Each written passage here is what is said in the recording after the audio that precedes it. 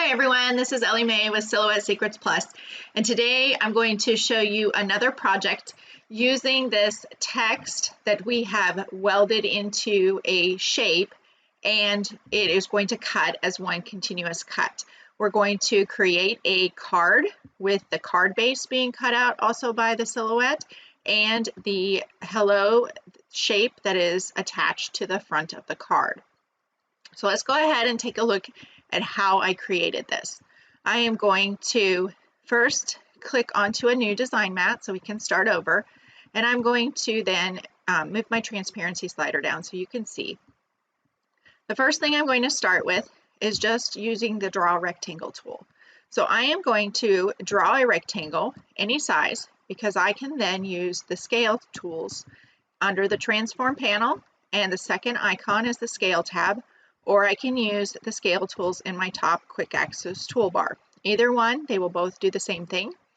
I am going to make a card front, so I'm going to make this outer rectangle, and for a typical card size, it's 5.5 and then 4.25 long. So I have, my card is going to be one that is a horizontal card. So it has the longer, the 5.5 is the horizontal width. So what I'm going to do is next I'm going to use my offset tool, and I'm actually going to create an internal offset because I have my card base size specifically set to the exact dimensions that I need. So I'm going to use the internal offset, and I'm going to actually change this, and each offset that you do, you're going to play with the distance and see what works for you. We're going to try a 0.4, and that looks to be a little bit much, so maybe let's try a 0.35. So what we're trying to create is we're trying to create a frame in order to be able to weld text to it. Since I did the internal offset, it should be centered, but I always want to double check, so I'm going to select both, and then I choose the center option in my quick access toolbar. I'm going to then, with both selected, right click on it and choose Make Compound Path. What this is going to do is when I fill it with color, you're going to see that it is now a frame. I can then weld text to it because it is a frame that is made up of two different rectangles. If I only had one rectangle, when I choose weld, it would make the text disappear because the text kind of melts into one single object. So I've demonstrated that in the previous video, which I'll also link in the description. Next, what I want to do is I want to type out my text. So I'm just going to use the word hello, and I'm going to then come over here and I'm going to choose this font style. And then what we can do is I am going to increase the size of my font style. And what you're going to notice is there's excess space up here. This is to account for all of the characters in this font file. Anytime you have extra characters, or you have your G's and your J's and your Y's that hang down below, you need it, as long as it's editable text, it needs to account for all of those characters in that font file and be able to manipulate it if you decide to change the letters. I have a class on all about text and the differences in different things with how to work with it, and I will link that also in the description. But for this one, I'm going to make a copy. I always make a copy before I change text, move it off to the side so I have an original to go back to. Once you change text in any way, such as ungrouping, welding, convert to path, etc., it is no longer editable text, which means that you want to have a copy of that original saved in case you need to go back. So once I have my text how I like, in this case I might actually use my character spacing, see what it's going to look like, move those letters out just a little bit. Each font style is going to vary in what's going to look better. I think it looks better a bit further spaced apart. However, it doesn't have smooth transitions. So I'm going to ungroup it. And then I can manipulate this a little bit better. So I can select my O, use my arrow keys, bump it over a little bit, this connection looks good, probably would cut okay, but I'm actually going to bump it over just a little bit. And then my Y, there's a little bit of a corner here. I could just make this a little bit smoother transition, as you would when you're writing with script font.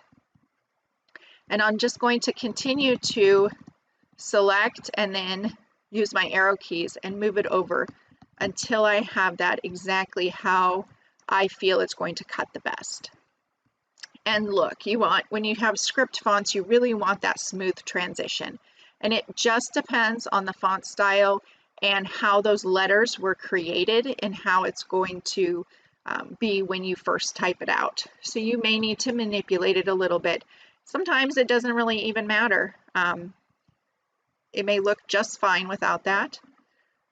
Once I'm ready, I'm going to select everything and I'm going to choose weld. Now it's going to weld those pieces together. I'm going to fill this with color so it's a little easier to see, and then zoom out here. So now I have my hello. I'm going to increase the size of that, and we're going to zoom back in. And you want your text to be overlapping your frame on both sides so it would cut as one continuous piece.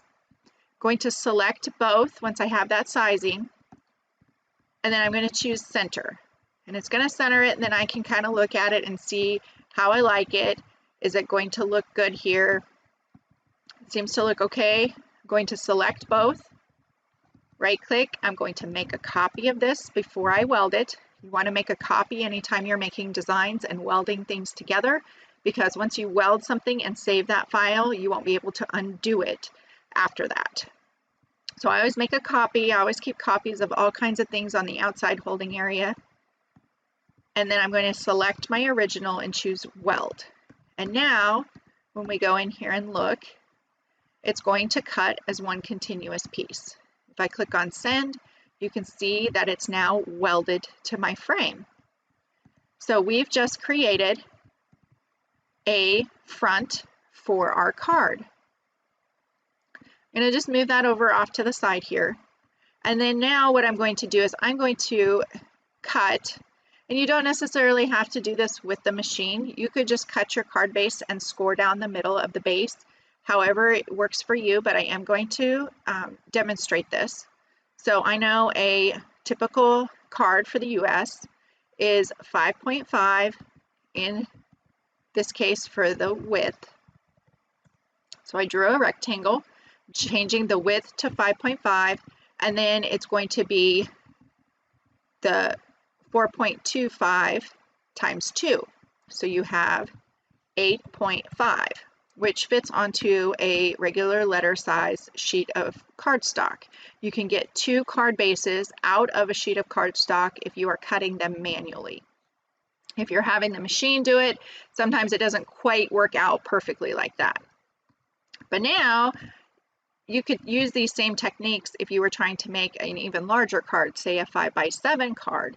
You can use the same techniques. Now I'm going to create a score line for the middle. I'm going to use my line tools on the left-hand side, and I'm just going to draw a line. If I hold my shift key down and draw a line, it drew a dot. I'm going to start over.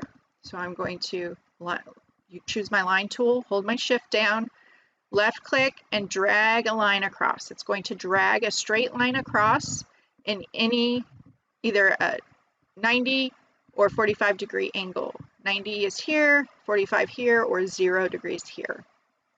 I just need that any size, because I can come over here and I can size it to the size that I need. So I need a width of 5.5 to fit in the middle of my card. And then the way the Silhouette machine determines a score line is it creates a dashed line. This is the one I use the most often. There are other ways that you can do it, but a dashed line works well for me for this quick project. So now I have my score line and I have my card base. How do you get it in the middle? Exactly. What I'm going to do is I'm going to select both my card base and my score line. I am going to choose center to the middle. It's going to center the middle of my two designs here. With them still selected, I'm next going to choose Align Bottom. What this is going to do is it lines up the little dashed line with the bottom of that card base. And then we're going to use a tool that I don't think is used as often as it should be, but I can use this Move By tool. It's found either in the Quick Access toolbar or it's found under your Transform panel, and it's the fourth icon over. I can tell the software exactly where I want this line moved in relation to where it's at. So I want this line to be moved 4.25, which is in the middle of my 8.5 card base. And then I can tell it to move it up. And now I have it exactly centered in my card base. So the reason I showed it this way is because you can create other card bases where your score lines would be a bit off center. So you could have different types of card styles, like a gatefold card, and you're wanting to move it a specific distance from the ends of your card base. So like I said, I think it's a very underutilized tool. I'm going to select this. I see this dashed line is over to the left a little bit. I'm going to then select them both and kind of center it to the middle. It centered it in its own mind, but I can just go in here and bump it up. You don't necessarily want the dashed line right on this outside cut edge. So you kind of just want to bring them in just a little bit so it's not cutting the end of the card off. Once I have my card base, I'm going to select them both and choose Group. So now they would both be cut at the same time. I'm using a sheet of blue and a sheet of green cardstock. So I'm going to go ahead and I'm just going to change my background to a blue. And then I'm going to change this to a green. And then once it's all cut out, I'm going to right click on my hello and bring it to the front. And once it's all cut out, we can just layer it together. And I've created a card. So now what I'm going to do is I am going to actually show you how I cut two pieces of the same material on one cutting mat. And I will do this for a project that has multiple colors on it, and I will set my mat up just like that. So the first thing I'm going to do is I'm going to come over here to the page setup panel. I'm going to use my transparency slider. This is one of the keys to being able to tell where your material needs to be. So I can tell that for this piece of blue, I need a sheet that is at least 6 inches wide by at least 9 inches long. So what I'm going to do is I'm going to come over here. I have my cardstock, and I'm going to take my cutting mat or my paper trimmer, and I'm going to trim this down to 6 inches.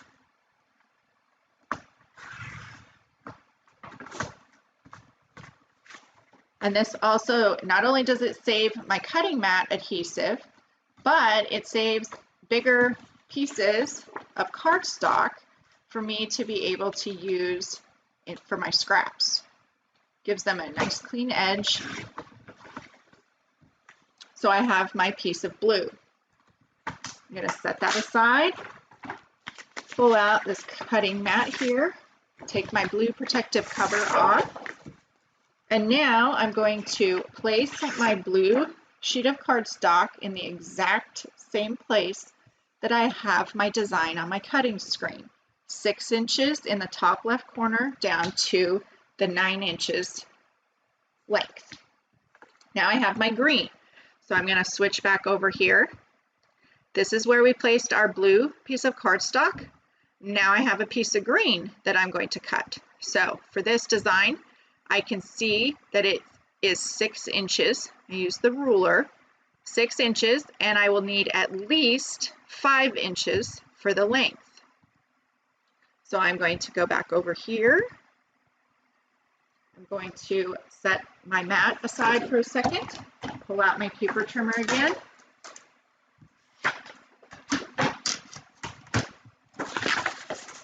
going to trim it down to the 6 inches.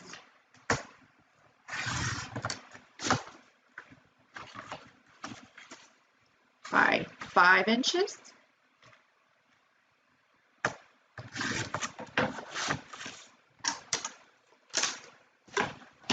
And then I'm going to grab my cutting mat again, and I'm going to place that in the top right corner, exactly in the same place that my design is on the screen.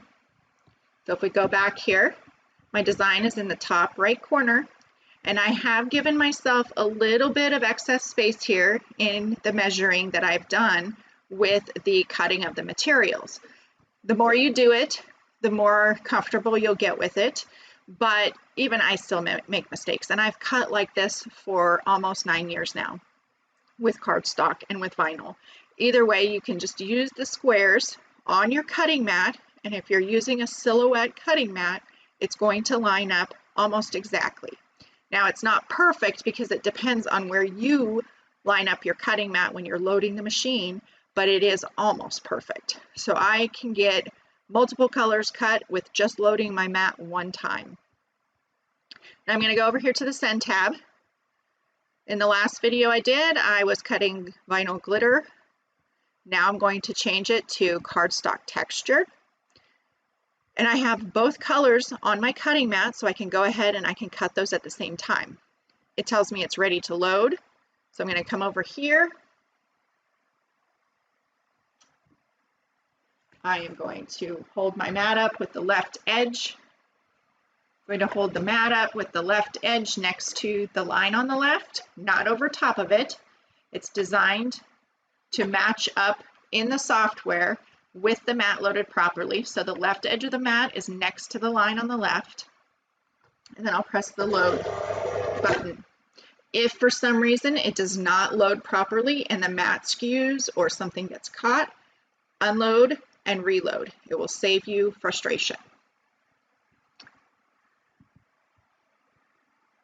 I highly encourage a test cut if you have not cut this material before. So if you are starting fresh for the day or you've never cut the material before, I would highly suggest doing a test cut first. I'm going to go ahead and send it. I do know that my blade is kind of old, so what I'm going to do is I'm going to bump it up to a 4. It is well used, and I'm going to go ahead and click on send.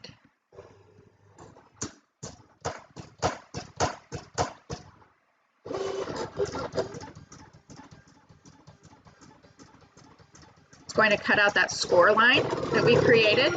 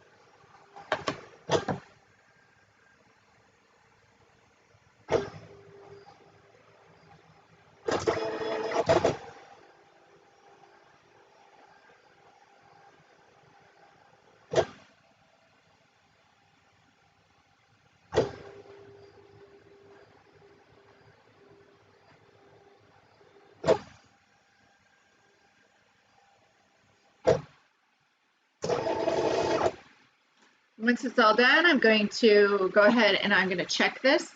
So it cut really well. You can always check it. If it didn't cut, you could resend it.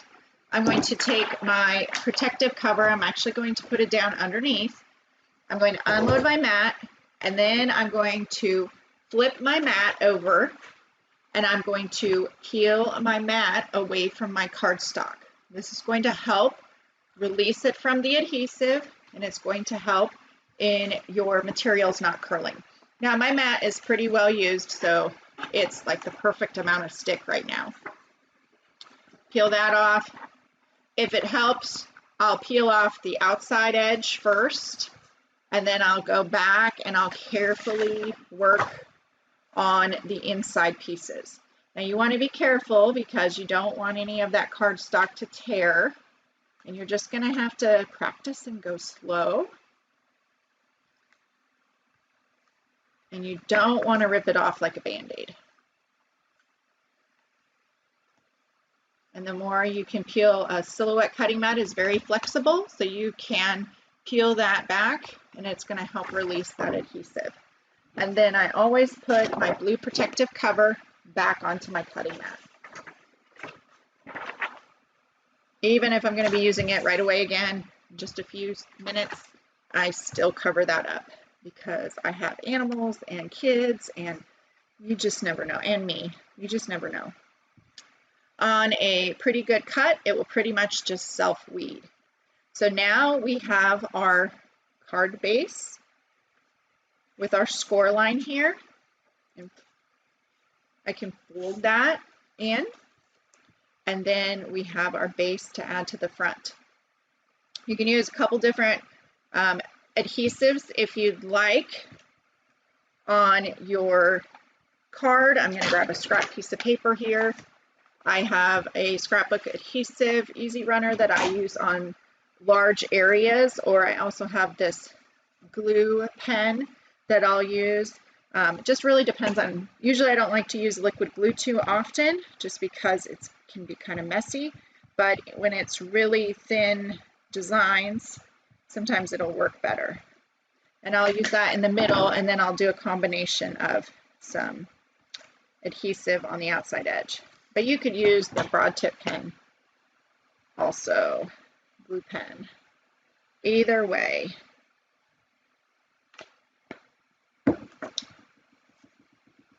Sometimes it's faster. And then I'm just going to position that on top of my card base. I'm going to be careful with the liquid glue. You don't always have time to reposition it if you didn't get it on there perfect. Once it's on there, smooth it down. You can see I got it a little bit off on the one side, but you have a handmade card with your text welded into that frame. Just a quick, easy project. Create a handmade card to send off to somebody.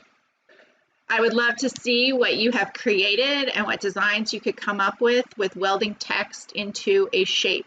You can do this with any shape. You could do it with an oval, a circle, a star. You just have to make sure that you make a copy, select them both, and do a compound path so that it's a frame that the text is being welded to.